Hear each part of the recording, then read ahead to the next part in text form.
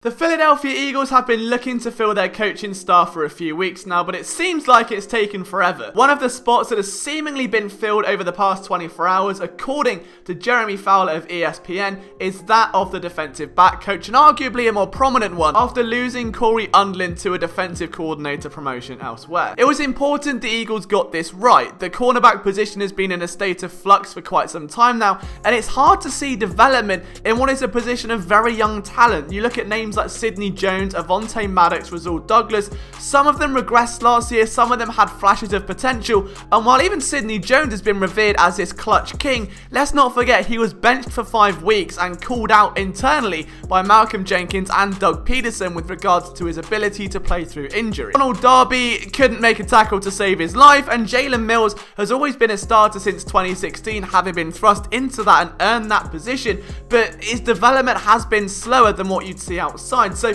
even if Undlin had stayed, this had to be addressed, and luckily for the Eagles, they may have got the perfect man for the job. The new coach is set to be Marquand Manuel. He was let go after the 2018 season as the Falcons defensive coordinator. He was with Atlanta for 4 seasons, 2 of which as the secondary coach and 2 as the defensive coordinator.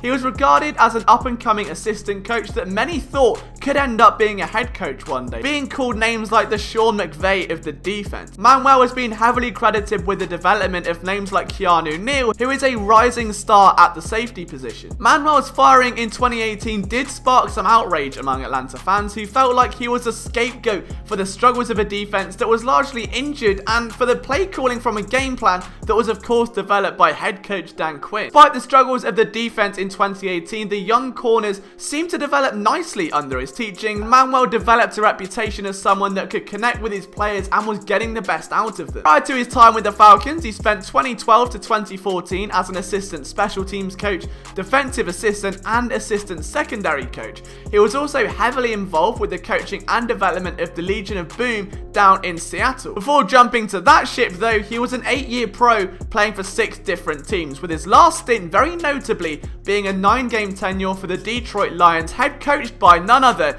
than Jim Schwartz. Now, Marquand is tasked with a very difficult job, which is getting the most out of a secondary that could be facing a rebuild. Whether it's names like Christian Fulton or free agent Byron Jones, there's bound to be some turnover at this position, but at its core, it's very young, it's underdeveloped, and it's very raw. You've got ball hawks in Rasul Douglas, you've got versatility in Avonte Maddox, and you arguably have lockdown potential in Sidney Jones. None of that was harnessed under Cory Undlin, arguably, and I think it's about time that this scheme versus talent situation comes to an end. If it really is down to lack of talent, instead of making square pegs fit round holes, you shave them, you make them fit, you mold the players to get the best out of those circles, you mold that scheme to fit the pegs as well. It has to be work done on both sides of the ball, and I think Marquand is a great name here. When you look at names like DeMonte Kazee, who somehow had 7 interceptions in 16 games, Isaiah Oliver, he was a draft crush of mine, had an interception and 7 passes broken up in 2018.